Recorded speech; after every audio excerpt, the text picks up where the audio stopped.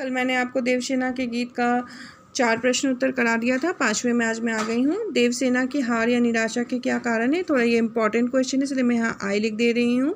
ठीक है। देवसेना की हार या निराशा का कारण उसकी आशाएं और इच्छाएं हैं। जिसे वो चाहती थी वो उसे मिला नहीं, इसलिए वो निराश हो गई। मालवा के राजा एवं अपने भाई बंधुवर्मा के देहांत के बाद उसके सपनों को साकार करने के लिए राष्ट्र सेवा का व्रत लिया। जब मालवा के राजा एवं अपने भाई यानी बंधुवर्मा की मृत्यु हो गई तो उसने राष्ट्र सेवा करने का व्रत ले लिया और उसका जो प्रेमी था वो उससे प्रेम भी नहीं करता था। जीवन में देवसेना को स्कंदगुप्त की चाह थी, परंतु वह किसी और से प्रेम करता था। इसीलिए निराश होकर देवसेना आश्रम में रहकर भीख मांगती है और जीवन के अंतिम क्षणों में देवसेना को स्कंदगुप्त जो है उसे पाना चाहता था, पर वह अपने हृदय की कोमल कल्पना को सो जाने को कहती है और उसे भूल जाने को कहती है। ठीक है, तो यहीं तक इम्पॉर्टेंट है, आप यहीं तक लिखिएगा। मैंने इसीलिए पेंसिल से भी टिक करके रखा है। अब आ जाते हैं कानेलिया का गीत। पहला प्रश्न, कानेलिया का गीत कविता में प्रसाद ने भारत की किन विशेषताओं की ओर संकेत किया है? तो भारत की क्या विशेषता है वो आपको बतानी है, पॉइंट्स में भी लिख सकते हैं। कानेलिया का गीत की काव्य पंक्तियों में प्रसाद ने भारत की गौरव गाथा तथा प्राकृतिक सौंदर्य का बहुत सुंदर वर्णन किया है। हमारे राष्ट्र की विशिष्टता और पहचान के रूप में भी दर्शाया है।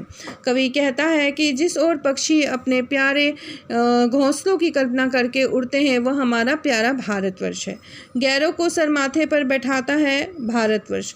सागर की विशाल लहरों को किनारा देता है भारतवर्ष, और ये इसका वास्तविक गुण है। यही वास्तव में हमारे देश की पहचान है, जो दूसरे के दुख को देखकर दुखी होता है, दूसरे को सहारा देता है।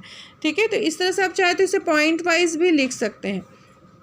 उड़ते खग और बरसाती आंखों के बादल में क्या विशेष अर्थ है वो बताना है आपको।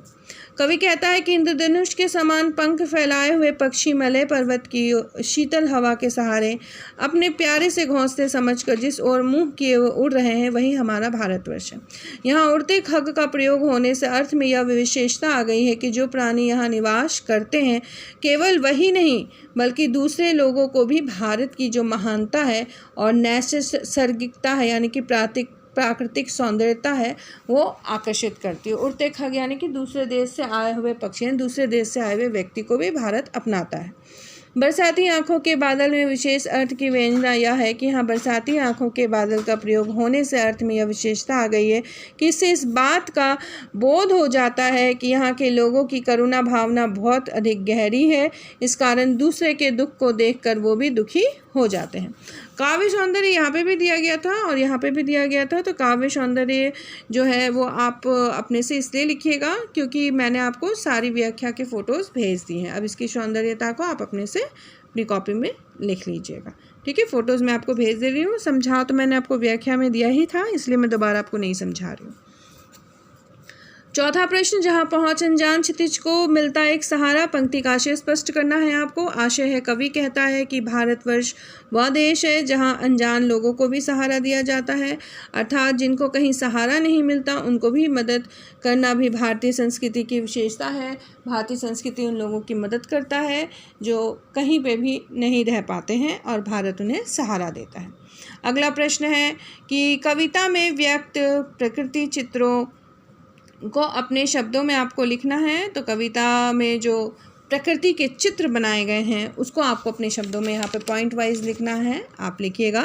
पहला है, नदी के जल में कमल के फूल खिले हैं, उसमें कमल नाल की कांति पर पेड़ों की सुंदर चोटियों की परछाई लहरों के साथ नाच रही है।